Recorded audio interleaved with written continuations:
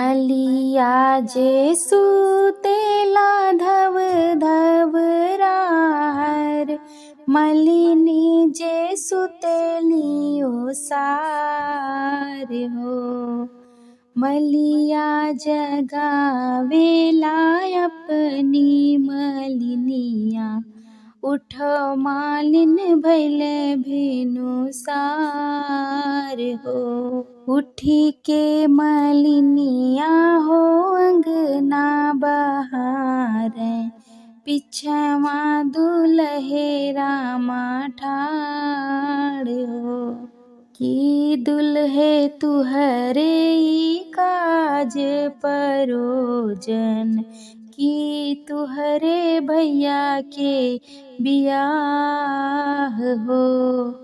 नाही मोरे मालिनी काज परोजन, नाही मोरे भैया के बियाह हो। हमरी लगनिया मालिन यस अकुलानियो, मौरू के भौआ बताओ।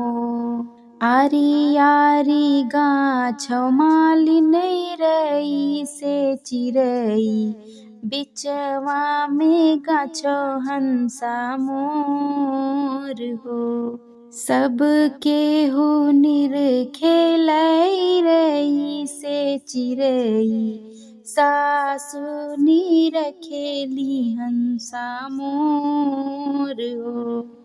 के दुल्हे तू मलिया के जनमल, की हो मलियवा संग बाप हो।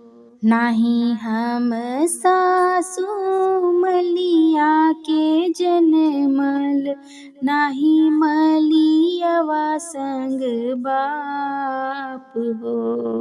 राउर बिटियवा सासु मलिया के जनमल, मलिया जे ससुरु हमार हो।